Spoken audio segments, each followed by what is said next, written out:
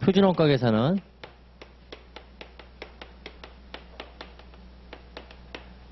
이거는 성과평가예요. 성과평가. 그런데 이제 이거 우리가 원가 통제다 이렇게 얘기를 하는 겁니다. 그러니까 원가 통제라는 게 이게 어떤 의미가 있냐면 원가에 대한 상한선을 결정하는 거예요. 이 원가 통제라는 의미가 너가 제품 한 단위를 생산했을 때 거기에 발생하는 원가가 이 금액을 넘어서는 안 된다는 거예요. 원가가 많이 발생하면 좋은 게 아니잖아요. 그렇죠?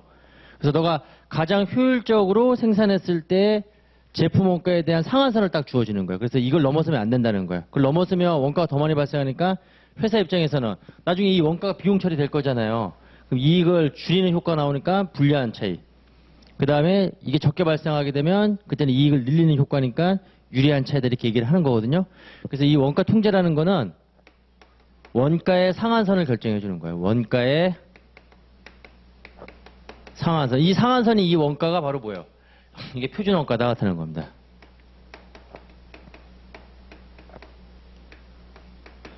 그래서 이제 이걸 가지고 이제 우리가 나중에 실제 발생한 그 결과하고 비교해서 그렇죠? 우리가 이제 차이를 분석하는 건데 쉽게 차이는 유리한 차이하고 불리한 차이 둘로 구분하는데 그러면 이제 이 원가의 상한선이 이 표준 원가로 우리가 이제 뭘 수립하냐면 이걸로 예산을 수립하는 거예요. 예산. 그렇죠?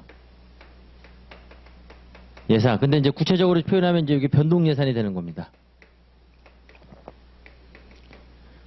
그럼 우리가 이제 앞서서 이제 예산 설명할 때 제가 고정 예산, 변동 예산 설명할 때 고정 예산은 기초의 특정 조업들을 기초로 수립된 예산을 고정 예산이라고 그랬죠. 그렇죠. 그래서 이제 우리가 제조간접원가 배분을 구할 때 그때는 이제 기초에 그렇죠. 제조간접원가 예산은 특정 조업도 수준으로 하는 고정 예산을 가지고 한다고 그랬잖아요.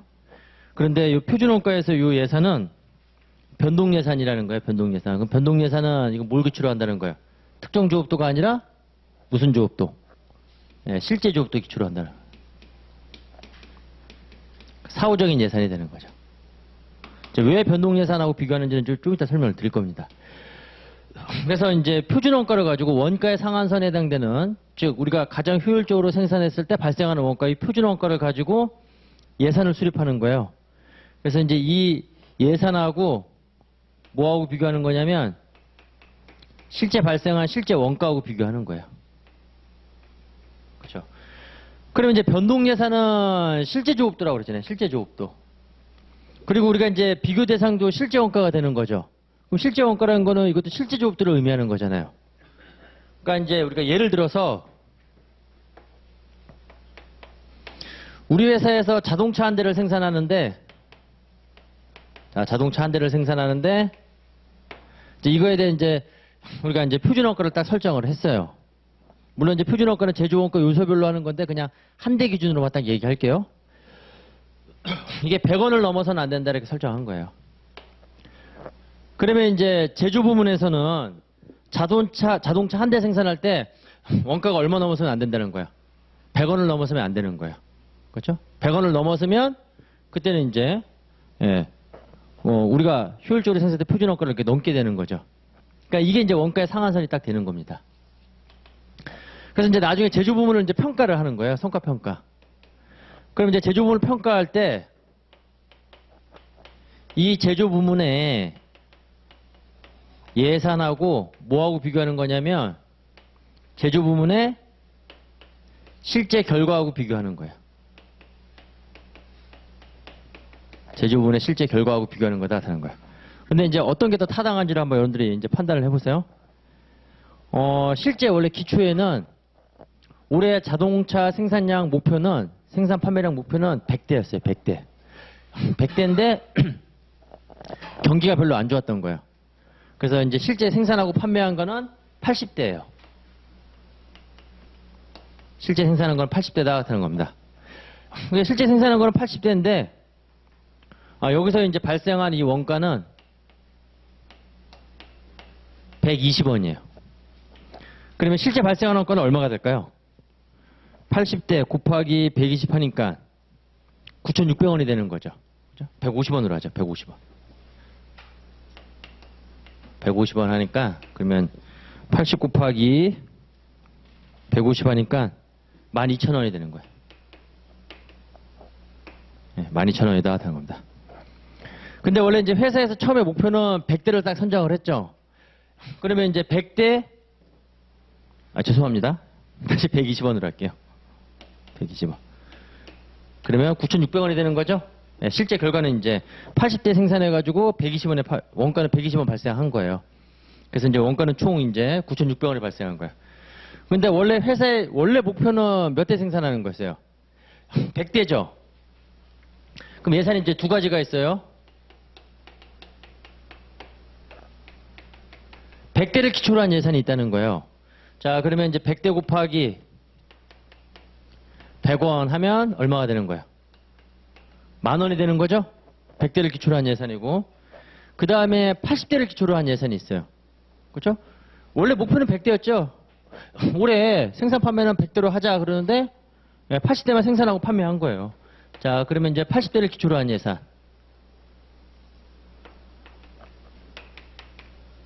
100원이에요. 그럼 이건 얼마가 되는 거예요? 8,000원이 되는 거잖아요. 그쵸? 그럼 위에 있는 예산을 우리가 뭐라고 그러냐면 원래 회사가 애초에 정한 생산 판매량은 몇 대였죠? 100대였죠? 기초에 정해놓은 거. 그걸 우리가 무슨 예산이라고 그러냐면 아까 얘기했듯이 고정 예산이라고 그런 거예요. 그걸 특정 조업도. 요거는 사전적인 예산이에요. 그냥 기초에 딱 100대가 목표인 거예요. 그 다음에 80대를 기초로 한 예산이 있죠. 근데 저 80대는 실제 조업도죠.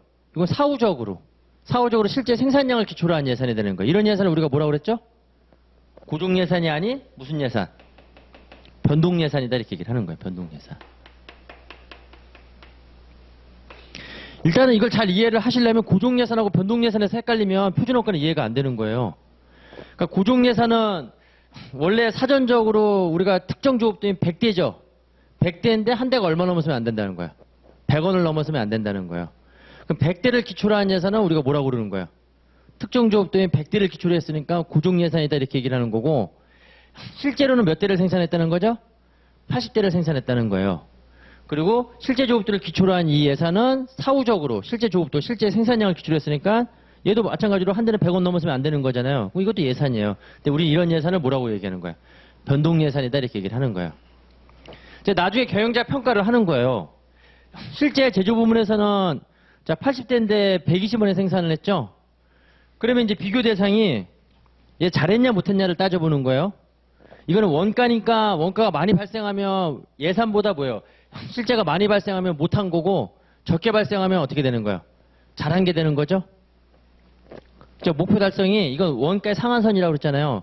그러니까 실제가 넘어가면 그거는 원가가 비효율적으로 생산했다는 걸 의미고 그 이하면 뭐예요? 표준원가보다 더 효율적으로 생산했다는 의미가 되는 거잖아요. 그러면 얘 성과평가를 할 때 자, 10,000원하고 9,600원하고 비교하는 게 타당하냐? 아니면 8,000원하고 9,600원하고 비교하는 게 타당하냐? 이제 이걸 이제 여러분들 따질 줄 알아야 되는 거예요. 첫 번째는 빨간색은 뭐죠? 고정 예산과 실제 결과를 가지고 제조 부문을 성과평가하는 거예요. 파란색은 변동 예산과 실제 결과를 가지고 제조 부문을 평가하는 거예요. 그럼 먼저 고정 예산 가지고 한다 그러면 얘는 지금 얼마를 넘어서면 안 된다는 거예요? 이 예산이 바로 원가 상한선이라고 그랬잖아요. 원가 상한선인데 뭘로 수립된 거? 표준원가. 표준원가로 수립된 거죠. 그런데 특정 조업도로 하면 고정 예산이라고 그러고 그 다음에 실제 조업도로 하면 무슨 예산이랬어요? 변동 예산이라고 그랬죠? 그럼 첫 번째는 제조 부문을 평가를 할 때 고정 예산하고 실제 결과하고 비교하는 거예요. 그럼 그랬을 때 이제 금액만 놓고 봤을 때 얘는 10,000원 넘어서지 않으면 잘한 거죠? 이제 얼마 나왔어요? 9,600원이죠? 그럼 잘했다라고 얘기할 수가 있는 거잖아요. 근데 만약에 변동 예산 가지고 비교한다고 그러면 이건 8,000원을 넘어서지 않았지만 잘한 거죠? 근데 얼마 나온 거예요? 9,600원이죠? 그럼 얘는 뭐가 되는 거예요? 못했다가 되는 거예요. 결과가 달라지는 거죠. 그렇죠? 그럼 여러분들 비교할 때 어느 게 더 타당할까요? 제조 부문은. 10,000원하고 9,600일까요? 8,000원하고 9,600일까요? 정답은 8,000원하고 9,600원하고 비교하는 게 타당한 거예요. 왜 그러냐면 제조 부분은 지금 100대 생산 목표인데 80대밖에 생산 못했죠. 근데 그건 제조 부분의 책임이 아니에요. 제조 부분은 100대 만들 수 있어요, 능력이. 근데 판매 부서에서 몇 대밖에 못 판 거예요. 80대밖에 못 판 거예요. 그러니까 80대만 생산해 준 거예요. 나머지는 팔리지 않은 거 생산하면 재고로만 쌓이는 거잖아요. 그러니까 제조 부분은 평가받는 거는 100대 생산한 거에 대해서는 책임을 안 지는 거예요. 얘가 책임지는 건 뭐냐면 한 대 생산할 때 얼마만 넘어서지 않으면 되는 거예요. 예, 100원만 넘어서지 않으면 되는 거예요. 그게 목표인 거예요. 얘는 100대도 생산할 수가 있고 200개도 생산할 수가 있어요. 그런데 판매 부서에서 80대만 팔렸으니까 몇 대만 주문받은 거예요. 80대만 주문받은 거예요. 그럼 제조 부분은 80대는 이거는 100대 이거 생산하지 못했다. 이건 책임지는 게 아니에요. 주문받은 게 80대니까 80대만 생산해 준 거죠. 100대 주문받았으면 100대 생산해 줬을 거잖아요. 근데 얘가 책임지는 거는 80대 주문받았는데 이거 한 대 만드는데 얼마를 넘어서면 안 된다는 거야. 100원을 넘어서면 안 된다는 거야. 그게 제조 부분의 목표예요. 그렇기 때문에 제조 부분에서 성과평가는 고정 예산이 아닌 뭐 가지고 해야 되는 거야? 변동 예산 가지고 해야 되는 거예요. 지금 얘는 못한 거예요. 왜 그러냐면 한 대 만드는데 얼마 들어갔어요? 120원 들어갔잖아요. 그렇죠? 근데 이거를 고정 예산하고 비교하면 이게 못한 게 아니라 뭐가 되는 거야? 잘한 게 돼버리는 거예요. 그렇죠? 그래서 제조 부분의 성과평가는 항상 실제하고 뭐하고 비교해야 된다? 목표가 예산인데 그 예산은 표준원가로 수립된 고정 예산이 아니라 무슨 예산이에요? 변동 예산이라는 거예요. 변동 예산. 그럼 변동 예산이라는 거는 뭘 기초로 한다는 거예요? 특정 조업도가 아니라 그렇죠. 실제 생산량을 기초로 한 예산이 되는 거예요. 실제 생산량인데 그 실제 생산량 한 대 만드는데 그 원가 상한선을 지키면 되는 거예요. 근데 그 상한선을 우리가 뭘로 수립했다는 거예요? 표준원가로 수립했다고 그렇다는 겁니다. 아시겠죠? 그래서 우리가 표준원가에서 원가 차이 분석을 할 때는 실제하고 예산을 비교하는 건데 그때 비교되는 예산은 고정 예산이 아니라 무슨 예산이 되는 거예요? 변동 예산이 되는 거예요. 그렇죠? 나중에 이제 판매 부분은 바뀌어요. 판매 부분은 이제 이게 뭘로 바뀌냐면 그것도 이제 미리 요거 가지고 설명을 드려볼게요 한번. 자, 판매 부분은